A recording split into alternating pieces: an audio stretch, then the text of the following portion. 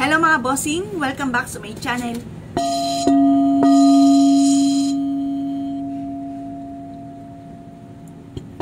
Kayo po ba mga bossing ko ay isa sa mga naniniwala sa mga iba't ibang senyales, mga sign na maaaring ikaw ay swertihin sa pera or kaya maaaring kayo po ay kumbaga may swerteng paparating tungkol sa usapin ng buhay pag-ibig. Or kaya po, anbawa, single ka, hindi ka pa makatagpo ng totoong pag-ibig. Senyales po ito na may darating na forever sa inyo. Or kaya, kung ano yung mga pwede nyong gawin upang sa ganon, magkaroon na kayo ng forever. Matigil na yung pagtatalo or kaya yung mga hinala ninyo sa inyong karelasyon kung kayo po yung nagdududa at parang meron kang kinasesalosan mga bossing. Ngayon pa mga bossing, kung kayo pinaniniwala, ay siya ilumarga po kayo, subukan nyo po ito. Unang-una mga bossing ko, kung kayo po mga bossing ko, ay merong karelasyon na hanggang ngayon hindi ka pa rin pinakakasalan or kaya po, ito muna sa usapin ng buhay pag-ibig. Hanggang ngayon hindi ka pa rin pinakakasalan at gusto nyo na magkaroon na ng kasalan na magaganap or kaya sakalan na magaganap. Ngayon pa mga bossing, subukan po ito mga bossing para wala nang kawala ang inyong karelasyon. Yan, unahin po muna natin mga bossing ko, hanap po tayo ng pera. Ngayon mga bossing, gagawa po tayo mga bossing ko. Halimbawa, ito po yung unahin muna natin sa buhay pag-ibig. Ngayon pa mga bossing, kailangan excuse me po, nangangati po kasi lalamunan ko mga bossing. Halimbawa, makakita po kayo mga bossing ko ng yung pong pinagbalatan mga bossing ko ng sigarilyo, yung papel, yung gold, yon or kaya mismong balat ng sigarilyo. Tupiin nyo po siya at pagkatapos tupiin nyo siyang ganyan. Diba ang sigarilyo bisyo po yan. Parang yung inyong relasyon ay hindi na po mga bossing ko titingin pa sa iba. Yan, subukan nyo po ito. Tapos isisingsing nyo po siya sa inyo mga bossing or kaya dito sa mismong palasingsingan. Isisingsing nyo po siya. Yan, ganyan. Tapos gawin nyo po ito mga bossing ko bago kayo naman natulog. Yan, para ang taong ito magkaroon kayo ng forever mga bossing. Para wala na kawala. Yan. Yung ano ng sigarilyo mga bossing ang inyo pong gagamitin. Ngayon pa mga bossing, so usapin naman ng pera. Yan, tatambalan naman natin usapin ng pera. Yung ganito na pera ang inyong gagamitin. Ang pera, kahit 100, basta kung ano yung gusto nyo pong perang gamitin, yun ang gagamitin ninyo. Pang-attract naman ito ng swerte sa pera, lalo na sa mga mananaya. Maganda po ito mga bossing. Ganyan ang gagawin nyo. Pagkatapos, bago kayo matulog, nakaganyan ka muna.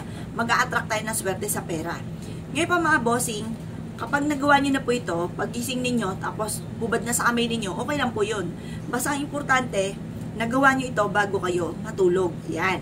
Basta pagdating sa usapin ng buhay pag-ibig, yung pinag-anuhan ng sigarilyo, pag naman sa pera, pera ang inyong gagamitin. At ganyan yung tao. Yan. Ngayon pa mga bossing, ito ay makakatulong para ang inyong karelasyon, mauwi sa kasalan, or kaya kung ang inyong karelasyon ay parang feeling ay meron pong iba, yun po, maiiba na yung kanyang isipan. Makakatulong po yan para, kasi dito nyo ilalagay sa palasingsingan mga bossing, para kung ano man yung problema ninyo, ay maayos. Bukod po dyan mga bossing, kung nais naman po ninyo na halimbawa, lagi nag-aaway, ito, bukod dito sa gagawin nyo ito, pwede nyo rin pong gawin.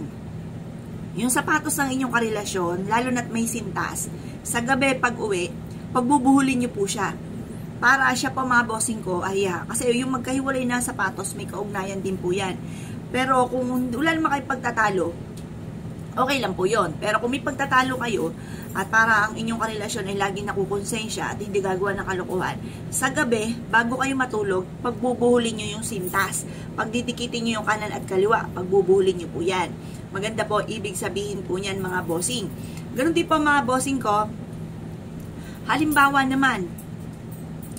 po mga bossing, kayo po ay walang pera. Tapos, ano po ba, bukod po sa kanan at kaliwa na pangangati ng inyong kamay, ano po ba yung senyales na maaaring kayo magkaroon ng pera? Senyales na maaaring magkaroon kayo ng pera, kapag nangangati rin yung gawing, eto pala singsingan. Ito po, pag nangangati dito sa may baba dito, maaaring magkaroon ka ng pera. O kaya dito sa hinlalaki. Yun po, isa rin po yan sa good sign. Ganon din pa mga bossing, pag sa usapin naman ng buhay pag-ibig, pag nangangati po yan, sinyales na natagpuan nyo na ang inyong forever mga bossing. Ayan po yun. Tapos halimbawa naman, nakakita ka ng ladybugs. Yan po yung sinyales mga bossing ko, yung ladybugs na maaaring nakatagpo ka na ng tunay na pag-ibig. Sa mga single ay maaaring may paparating na tunay na pag-ibig. Sa mga ladybugs naman po yun.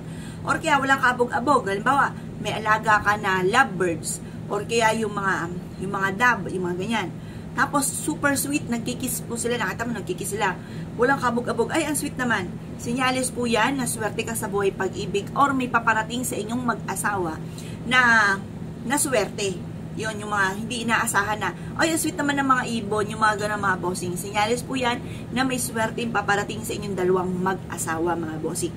Yan pa mga bossing ko, ang ilan sa mga sinyales na maaaring kayo swerte sa buhay pag-ibig or kaya po masigit ka na maka-attract ng swerte tungkol sa usapin ng pera. Kaya kung kayo pinaniwala mga bossing, ay siya mga bossing, subukan nyo pong gawin po ito, lalo na kung ikaw ay mananaya. Subukan nyo po ito. Pampaswerte po ito rin sa buhay pag-ibig. Ay siya mga bossing, kung kayo pinaniwala, good luck po sa inyo po lahat.